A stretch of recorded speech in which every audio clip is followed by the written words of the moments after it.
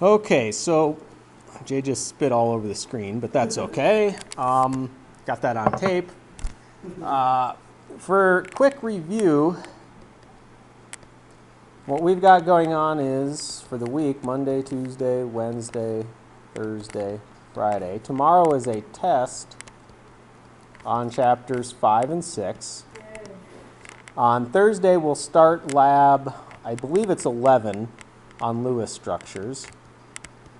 It might have a different number in the lab book. They were kind of numbered in strange orders occasionally. Let's double check, I guess, since I do have it here. And the nice thing about the lab and the homework and the test on this section is it's all the same. It's not chaptered. Oh, it is. That's kind of funny. I printed lab 8 before lab 12 when I ordered the book, or 11 before 12, or 12 before 11, so it is a little out of order. So what we're going to do is we're going to look at Lewis structures on both Monday and Wednesday. You'll get practice starting to draw them. On Thursday, you'll get practice drawing them and building the models.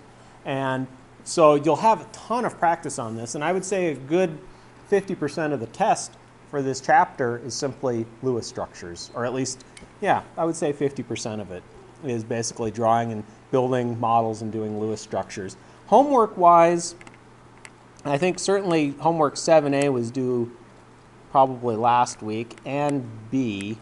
And I think homework 7C and 7D will probably end up being due either Friday. So 7C and D, simply because we won't quite get enough to finish it today. We'll only learn how to draw the Lewis structures. We'll talk about building the three-dimensional models and some of the details on the next week. And then the other thing that was due last week, so this was due on Thursday last week, was Lab X. I will probably grade it and turn it back here in a minute or, in a day or two. And so after that, it's definitely worth 0. Up until then, it's 20% off the top. And for some people, I don't think some people have even turned in the titrations lab. So kind of double check, make sure you get that stuff done. And if you accumulate too many zeros in lab, remember that essentially you have to take an F in the entire course if you miss 3 labs, because chemistry is a lab-based, experimental-based class. Okay, so review for Lewis structures was that we said that they're a great way to keep track of the valence electrons. And what do we remember about valence electrons? How about an easy definition of valence electrons? Yeah, they're the outermost. And when we say that, we generally are talking just the s and p orbitals, outermost s and p electrons. They're in unfilled orbitals that want to be filled. And they're really what's responsible for the sharing of electrons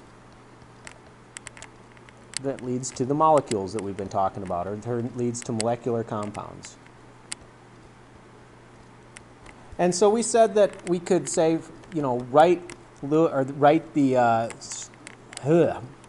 Lewis dot structure. So for like carbon, it's got 4 valence electrons, so we can represent carbon like that. Oxygen that has 6 valence electrons, for instance, we would write like this. And so notice what we said is that after 4 electrons, they pair up. And the reasoning behind that is we know, like, for instance, if we just say a 2s and a 2p orbital, actually we'll just label those all 2p's. We should normally fill the orbitals like this. And then, if I had 6 for oxygen, then I would have 2 orbitals unfilled. And so the reasoning behind pairing up the electrons after 4 is that they really are paired up in those orbitals. And once they're paired up in an orbital, they can't be shared with another atom very easily. And so it's only those electrons in the unfilled orbitals that can share. We also went through and we talked about how we can represent ionic molecules.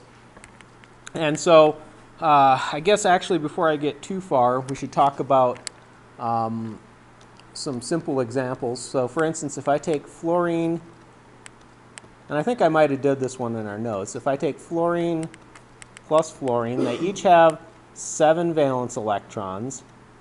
And so the idea is that we can show that they're going to share those 2 valence electrons by simply putting a line between them and then putting dots around the other ones. And then what we consider is the number of electrons each one has is it has, you know, the 6 unpaired or the 6 paired ones and then 2 that are shared. And that gave us our 8, which is our octet. Same thing with that other fluorine. The shared ones are considered to belong to both of them. This one also has 8 electrons, 6 unshared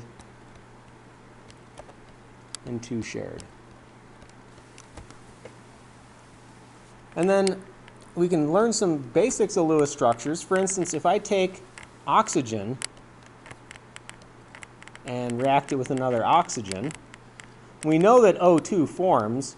Why does it form? How many electrons do I have to share? I need to share 2 sets for each. And so what we've really got for oxygen is 2 sets of shared electrons and then 2 sets of electrons that are not shared. So if we're doing our orbital math, again, I count the shared electrons, so I've still got 8 electrons, but I've got 4 that are unshared and 4 that are shared. Same thing with that oxygen. And we call the double set of shared electrons a double bond. And the idea is that it's stronger than a single bond, which is a single set of electrons, because there's 4 electrons shared.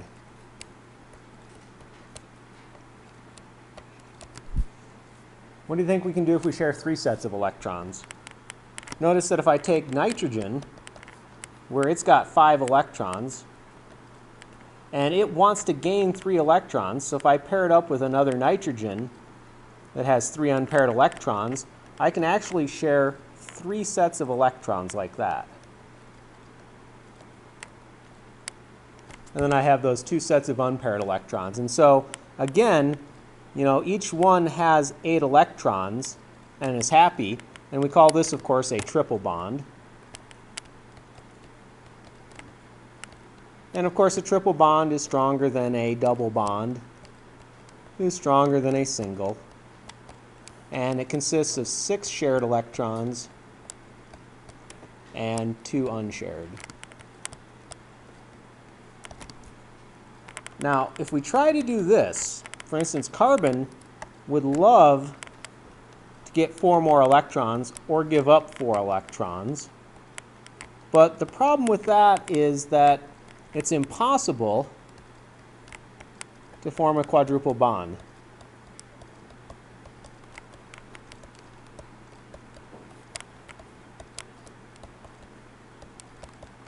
We won't, when we start talking about geometry, we'll kind of give you the details why. It's just that there's no way that you can physically put 4 sets of electrons in close proximity to you. And so for a simple element like carbon, it's impossible to make a quadruple bond. Now, you start letting d orbitals take place in there and doing things with metals and ligands, you can get potentially a quadruple bond. I think they might have even tried to make one that has 5 sets of shared electrons. But again, very hard, not common. We'll never see a quadruple bond ever. And so if you think about it, you know, F2 makes sense, O2 makes sense, N2 all makes sense because we know they exist and we know they're diatomics, and we know that C2 doesn't form a diatomic, and so we're going to have to figure out some reason for that. And again, we'll go into the details when we talk about the geometry involved in making these bonds. For now, we just want to be able to draw simple structures on paper. Okay, so what we're going to do now is those are easy molecules. We want to have rules for Lewis structures. And we're going to break them into 2 sets of rules. The first one is ones that obey the normal rules.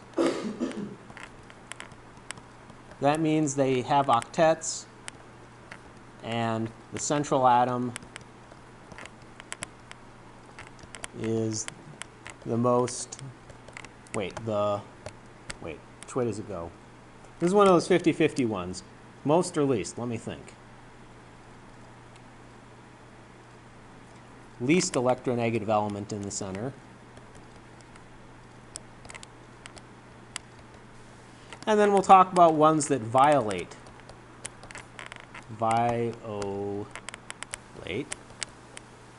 Whatever. I can't spell. Violate the octet rule. Or they violate the normal rules that we're going to talk about. And so today we'll stick with obeying the rules. Then on Wednesday we'll talk about breaking the rules.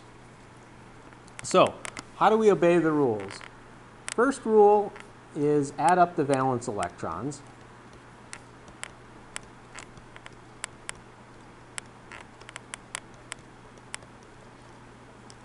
And then if it's a polyatomic, you have extra electrons because of the charge if it's an anion. And if it's a cation, you lose electrons because of the charge if it's a cation. So for example, we'll pick some relatively easy ones. If I have the molecule CH4, how many valence electrons do I have? Well, carbon has 4 valence electrons. Hydrogen has 1 valence electron, so there's a total of 8 valence electrons. And then if we go a little bit more complex, like for instance the CO3 2- anion, we have to realize that carbon has 4 valence electrons. Each of the oxygens has 6 electrons, and there's 3 of them. So that's 18. And then we have to remember that we have to add 2 extra because of the charge. So that's 4 plus 18 plus 2. That's 24 valence electrons.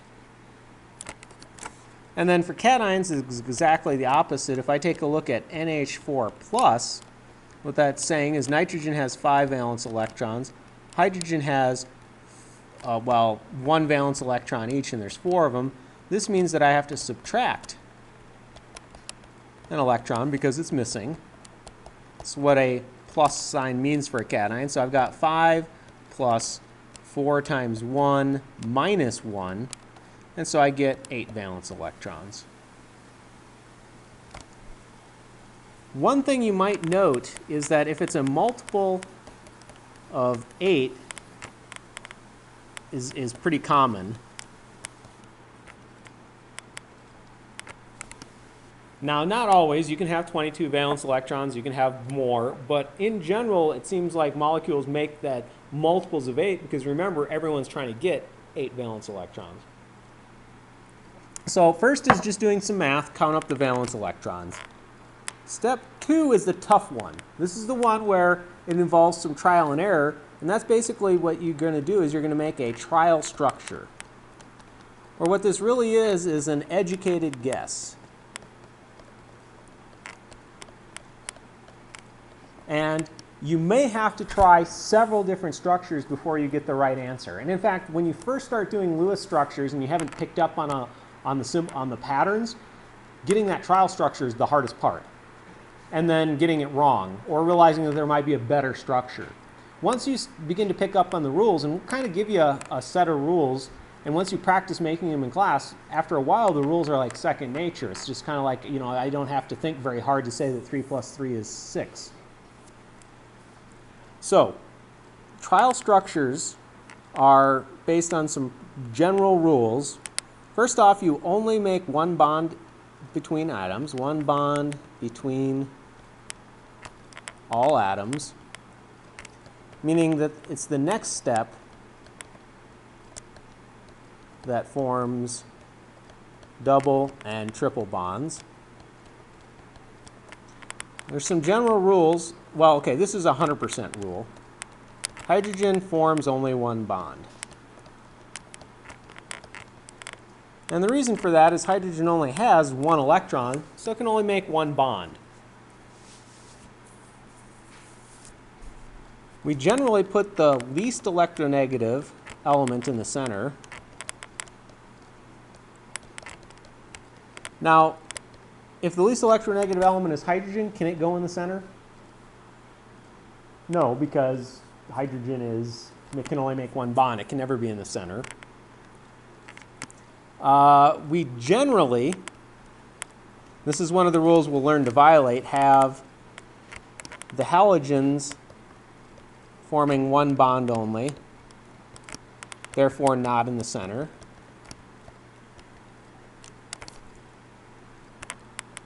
Oxygen generally is not in the center and forms two single bonds or one double bond.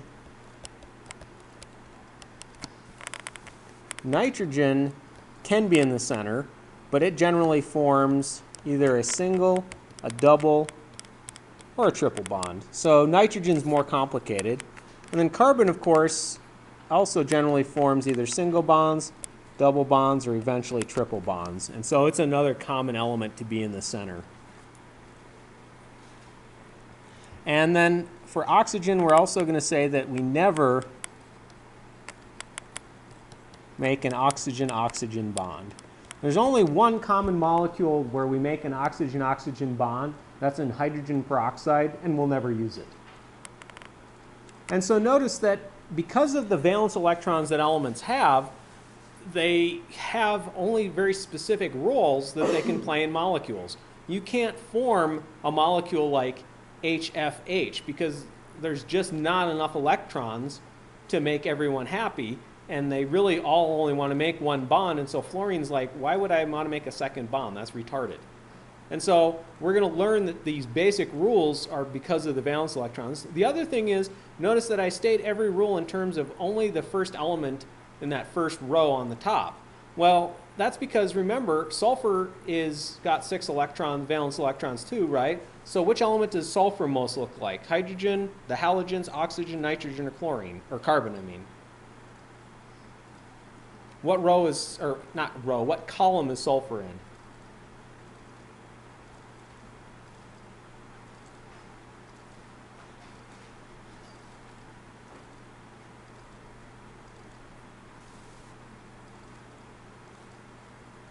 I'll give you a hint. Oxygen. So the idea is that I'm not saying anything about sulfur because sulfur is in the same row as oxygen, so it obeys the same rules. For instance, nitrogen and phosphorus are in the same row, so they or column, so they tend to follow the same rules. Carbon and silicon are in the same rows. That's why they follow the same general rules. We said that one of the things we've said since the beginning of the class is anything in the same column behaves as similar to each other, both in chemical properties. Well, the reason it behaves similar is because they have the same valence shells. You guys have heard the science fiction stuff talking about like silicon life forms, right? Like silicon-based life forms. One of the reasons is carbon is the principal element in humans, right? If it wasn't for carbon, we wouldn't be what we are. And so the idea is that since silicon forms the same bonding patterns as carbon, it might be possible to have an analog to every type of carbon chemistry in terms of silicon chemistry. Now, it's a little naive in that really silicon and carbon aren't identical, and they might not even be enough alike to have silicon-based life forms, but that's a pretty standard science fiction sort of thing to do, is to replace that simply or to replace carbon with silicon and say, oh, now my life form is made out of rock, basically, but it still behaves like a real life form. Okay, so we've got the second set of rules. We're going to draw trial structures. And I have to admit the rules don't make a lot of sense until we start using them, so let's draw some trial structures. We'll use those same examples we did before. For instance, for CH4, my trial structure pretty much has to put carbon in the middle, and it has to put the hydrogens symmetrically around the carbon. We're not allowed to make hydrogen-hydrogen bonds because hydrogen can only have one bond, so we don't have much choice. Now, CO3 2 minus is much harder, but again, central element is carbon, and then all I'm going to do is make it as symmetrical as possible by arranging the 3 oxygen atoms around carbon. And then for NH4+, I got to be honest, that one's kind of not a great example, but it is one of the only cations. And we would have to put 4 bonds symmetrically around nitrogen. So those are my trial structures. And, you know, you can try a trial structure, for instance, like CO2, where you've got carbon, oxygen, oxygen, and then something like that. But again, if we follow our rules, then oxygen never forms a bond to itself, so we'd have to, you know, not allow that. So our goal is to make something that's as symmetrical as possible and to obey all our rules for our trial structure. Okay, step 3 is we're going to do some electron math. We're going to take our valence electrons and then subtract off the electrons in bonds to give us our leftovers.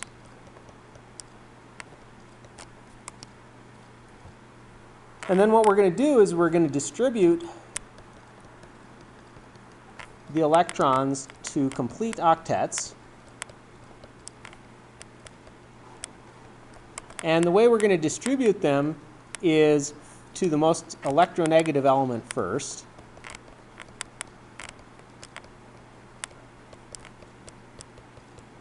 And then if there's leftover electrons, we're in trouble. And if there's too few of electrons, what we're going to do, so if there's too many electrons, then you made a mistake. I can't think of a single molecule that we can make with Lewis structures where you end up with a bunch of extra electrons just randomly floating around in the molecule. If there's too few electrons to complete octets, basically you have to share more electrons. And what that means is that you start to form carbon-carbon or double bonds and triple bonds. So again, rules are meaningless unless we have some examples. So let's take those 3 examples we're working on. We had CH4, and we said that this is our trial structure. And so the idea is that if I count my valence electrons, I've got 8. If I count my electrons in the bonds, well, each one of those bonds is 2, so there's 4 bonds times 2 electrons, that's 8. And so I've got 0 electrons left over. And then what I do is I check my octets. And so what I'm saying is that, for instance, I take a look at the carbon-hydrogen bond. That's got 2 electrons, therefore it's done. Because remember, hydrogen's the exception to the rule. It can only have 2 electrons in its octet. And so each of the hydrogens are okay. If I take a look at, oops, I shouldn't circle the carbon. I should just circle the hydrogen in a bond. And if I take a look at carbon, it also has 8 electrons, and so it's happy. So everyone's happy with the octets, therefore we're done. So CH4 is a relatively simple molecule because there's not very many electrons in it. There's really not too many things you can draw that could make you go wrong. Now CO3 2- is more complicated. We said it looks like this. And we said that it had 24 valence electrons. How many electrons has it used? Well, I've got 3 bonds times 2 electrons each. So the 24 minus 6 is 18 electrons left. So because we have electrons left, we have to finish octets. And we're going to start with oxygen because it's the most electronegative. So I've got 18. 1, 2, 3, 4, 5, 6, 7, 8, 9, 10, 11, 12, 13, 14, 15, 16, 17, 18. I've now run out of electrons, right? And what I have to do is now I have to check my octets. And if you notice, when I check my octets, all of the oxygens have 8, but how many electrons does carbon have around it?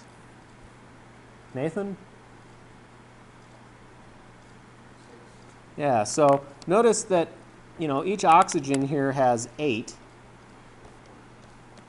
but carbon itself only has 6 electrons. Therefore, it's not happy. And if things are not happy, we have to share more electrons. And so what I'm going to do is I'm going to redraw that model, except I'm going to share an additional set of electrons with one of the oxygens. And then when I go and complete the octets, notice that everyone's happy. I've got 8 electrons, 8 electrons, 8 electrons, and now carbon with that one double bond in there also has 8 electrons. Therefore, everyone is happy. Everyone lives happily ever after. And so what we end up with is a molecule that has one double bond in it. So one of the oxygens is slightly different than the other two.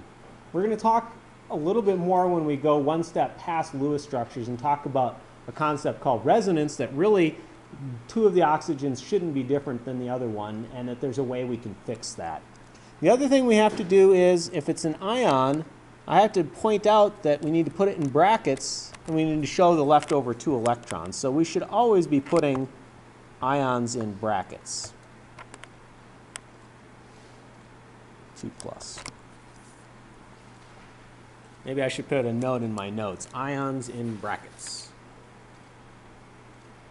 That's one of the ways we tell if something's ionic or molecular, or if something has extra electrons that it normally wouldn't have. We have to tell the user that, hey, my model of CO3 has 2 extra electrons in it to make it work.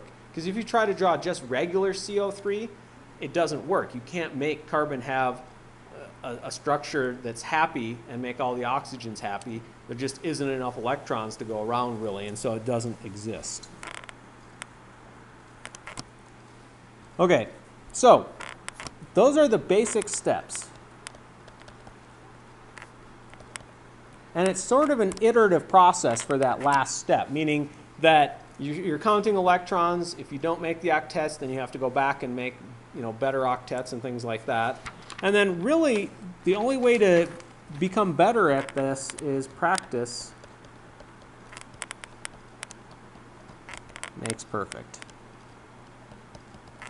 So you'll get lots of practice on the homework, but we can do a couple here just to see what happens. For instance, if I take this molecule, it's a little strange, F2O, or you might see it written as OF2.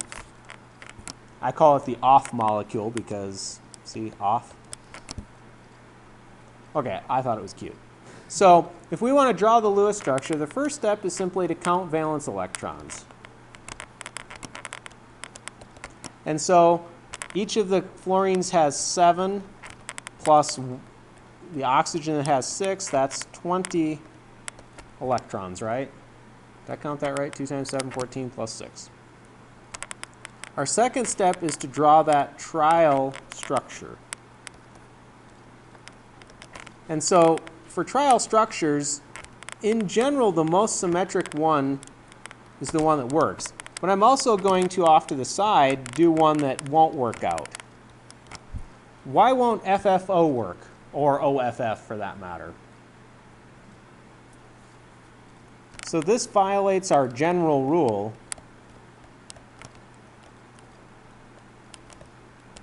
that the halogens form one bond. Now, we are going to get to the point where we will violate those rules. But if there's a molecule that obeys the rules, we choose it.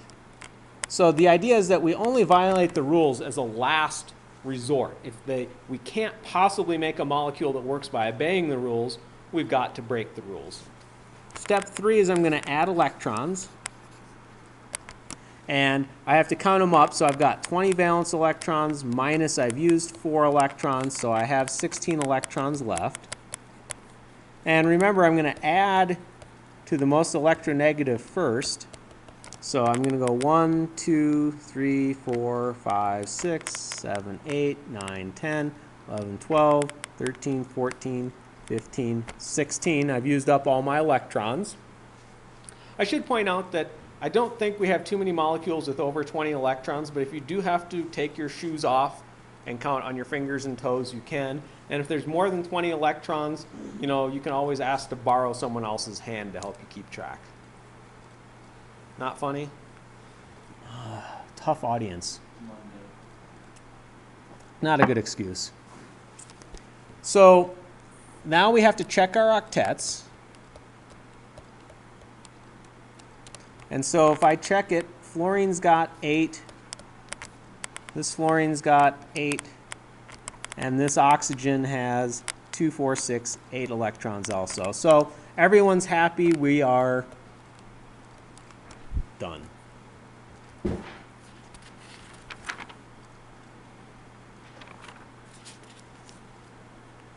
Okay, let's try something harder, or maybe not even harder, but just something different.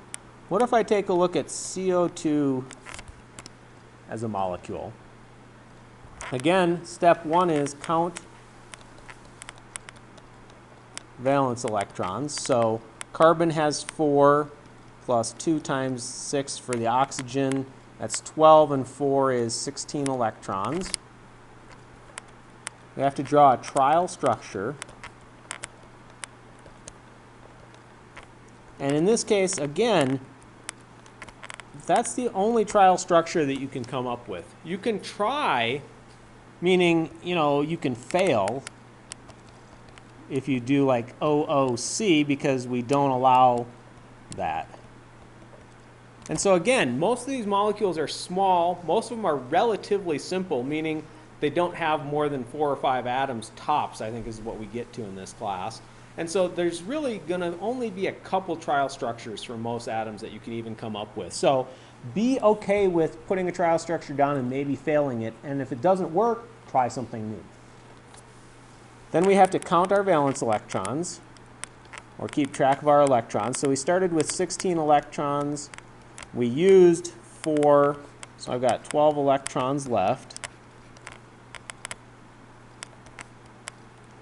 And again, I fill the octets with those electrons. So 1, 2, 3, 4, 5, 6, 7, 8, 9, 10, 11, 12. So I failed to make octets.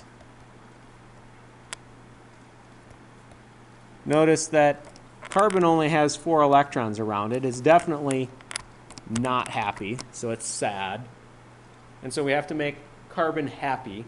I've noticed that over the years I tend to anthropomorphize, however you pronounce that, anthropomorphize, I think is actually how you say it, my elements to make them happy and sad.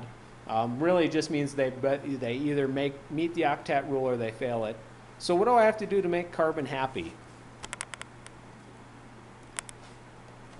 So make carbon happy by sharing more electrons.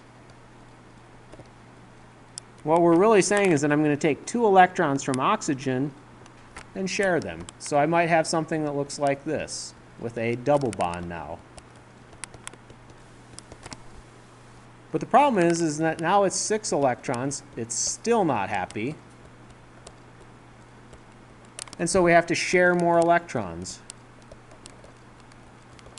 And so I'm going to take another set of electrons from the other oxygen and share them.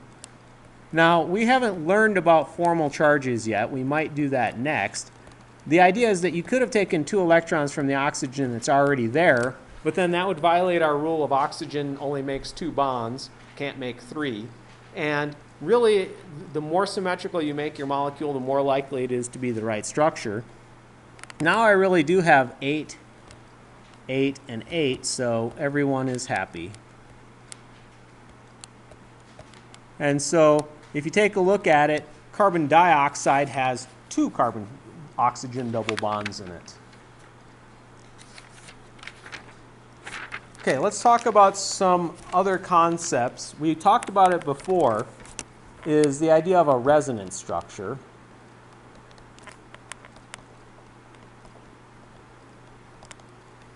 That's when there are multiple correct Lewis structures. Usually the real answer is a superposition of them all.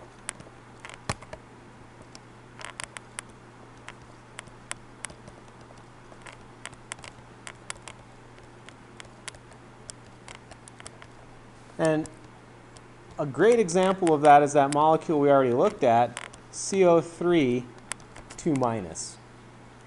If I take a look at it, we said that one of the oxygens has a double bond and the other one doesn't. So the real question is, which oxygen has the carbon-oxygen double bond and is therefore different? Well, it turns out that since I can draw it 3 different ways, meaning I can also say, well, what if this oxygen over here had the double bond? Now, you can argue and say that that's the same molecule if you want, but theoretically, because there's a bunch of different oxygens, I can draw that double bond in all of those different places, and that's technically different. This is one of those things where, I got to be honest, I think they all look the same, don't you? Does it really matter where you put that double bond? It doesn't. But the idea is that theoretically, theory says one bond is different. And experimentally, they're all the same.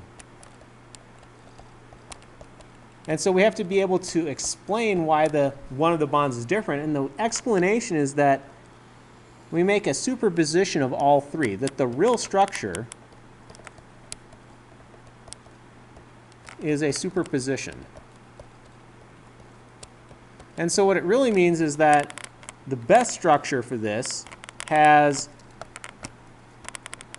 those single bonds like that, but then we kind of use these arrows like this to show that they really all have half an extra bond. And so actually we should probably draw it like this and make it a little bit closer to the symmetry. That sometimes the double bond is there, sometimes it's there, and sometimes it's there, so that essentially all carbon-oxygen bonds are approximately 1.1 1/3 real bonds. Meaning that the double bond is kind of everywhere. That one oxygen is not different than the others. And that's a direct result of the fact that the electrons are not particles necessarily, they're waves. And waves can be spread out over a region of space. And so what this is really saying is that extra set of electrons that's making that double bond is really equally shared by all of them. And what that allows us to do is basically say, yeah, we'll draw one Lewis structure, but we'll recognize that all 3 are potentially possible, and that the real answer is a superposition. Or that really all of those carbon-oxygen bonds are really the same. There's not one that's just magically different. Let's see. What was the other thing that I needed to remember? Oh, yes, we should talk about, and I have that in my other set of notes since my other class doesn't get to do formal charges. You guys do.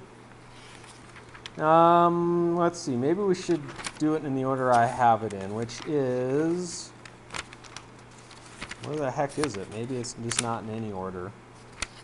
Well, let's see. Let's do this.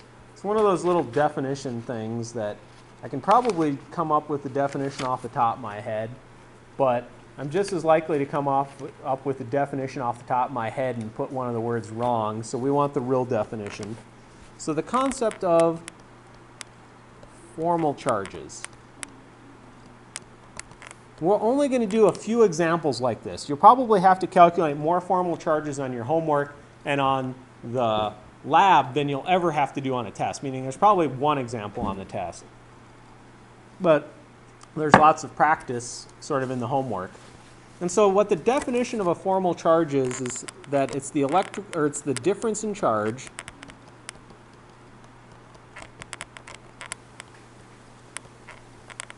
or the number of valence electrons an isolated atom would have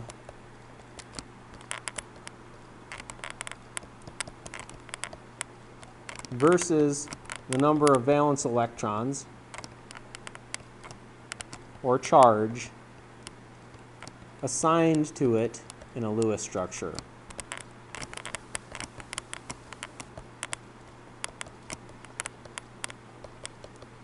And so that's just a bunch of words in that definition.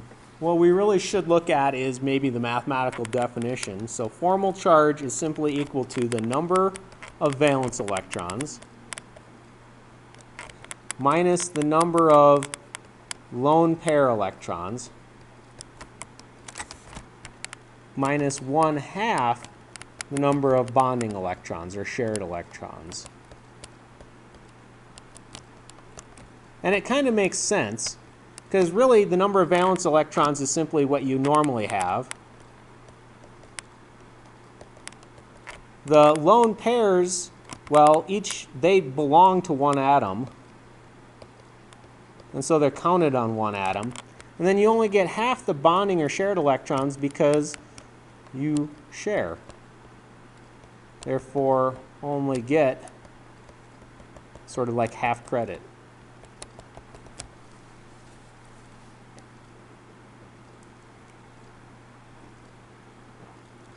So our goal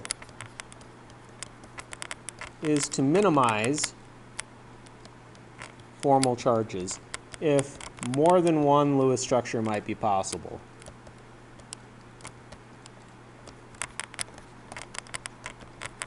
What you can really think about formal charges as being is simply being a tiebreaker.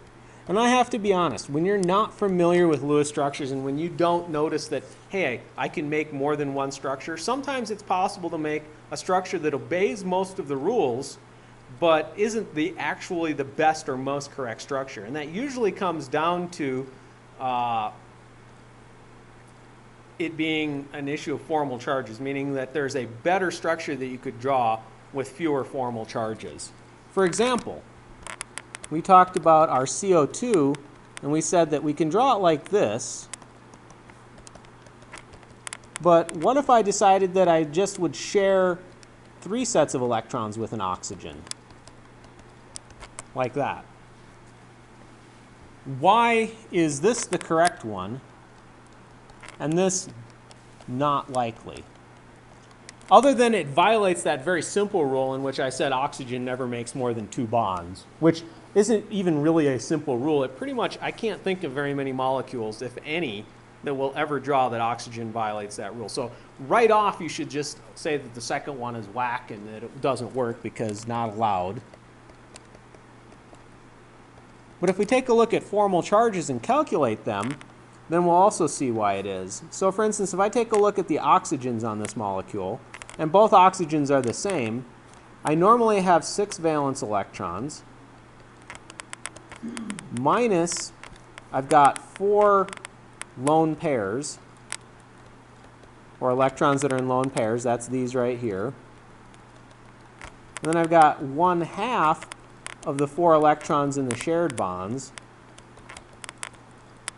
And so what I've really got is 6 minus 4 minus 2, or 0. And that applies equally well to both oxygens. And then if I compare the carbon, carbon has 4 valence electrons. And it has none in lone pairs. And then it only gets half of the 8 electrons in the bonds.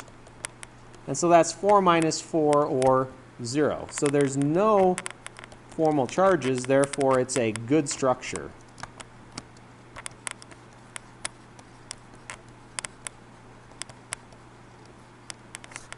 If I take a look at this one, this oxygen atom has 6 minus 6 minus 1/2 of 2, or a formal charge of -1.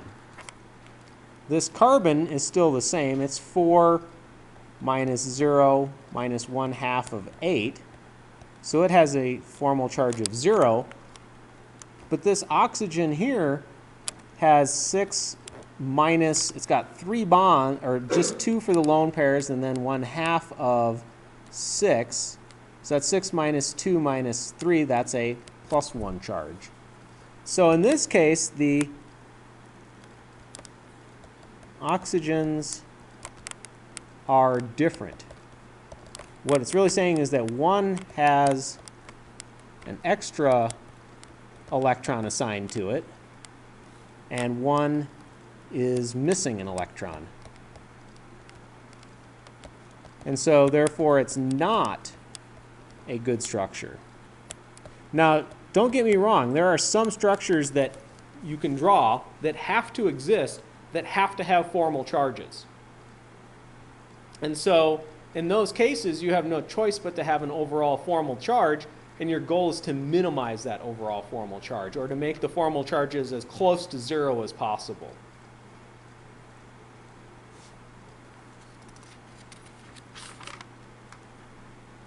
Okay, one last example, and we'll call it quits.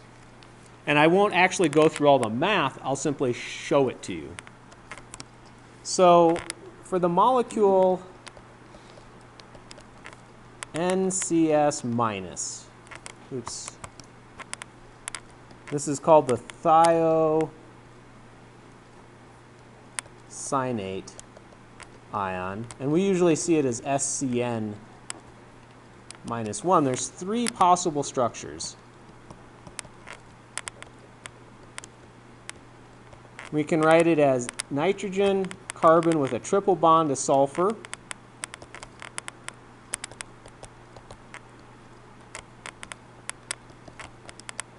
versus we can have, oops, let's do this up and down, versus nitrogen with a double bond to carbon and a double bond to sulfur,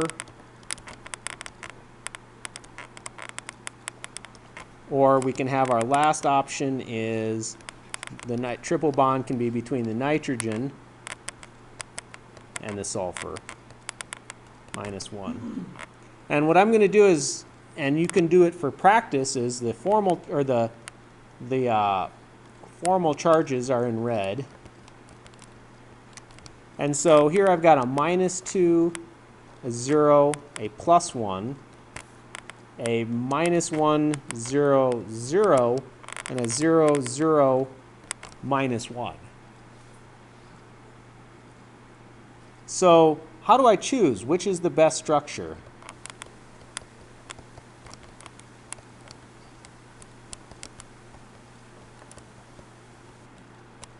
So I'm going to call these model 1, 2, and 3. So if you look at it, one of them just has a single minus charge on 2 and 3, but number 1 has a -2 on one and a +1 on the other one. So 1 is the worst because it has the highest formal charges. Therefore, not good. But 2 and 3 are tied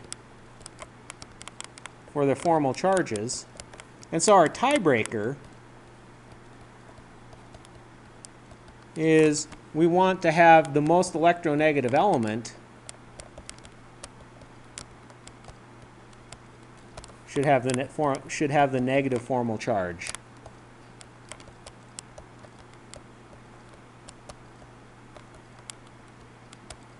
So what we're really doing is we're comparing the electronegativity of nitrogen versus sulfur. And nitrogen is more electronegative than sulfur. Then model number 2 is the best. So what formal charges allow us to do is they allow us to take multiple correct or potentially correct Lewis structures and instead come up with a Lewis structure that is the most accurate or the most likely to be right. Now, please also realize that Lewis structures are a short, sweet, wonderful way to write pictures of molecules. We'll learn starting Friday, maybe Monday of next week, that Lewis structures are great. They get a lot of things right, but to really do it, you have to do a theory called valence bond theory. And then you have to do molecular orbital theory to get it even more correct. and that by the time you get to molecular orbital theory, it takes so long to draw the damn molecule that you forgot what the original question was. And it becomes so complex that really, for what we do, 99.99% of the rest of the semester, we'll just draw Lewis structures, and we'll very rarely ever talk about the other two theories. We'll introduce them, they'll be on the test, but we won't use them. We want to just have you guys realize that those more complicated theories are out there, that they explain things better, but that, you know, it's just not worth the added complexity. And by the time you really get to the best way to do this, it's all done via computer modeling, and, you know, we obviously aren't even going to come close to touching that. So that's it for today. I would suggest that, let's see, we were writing out a schedule.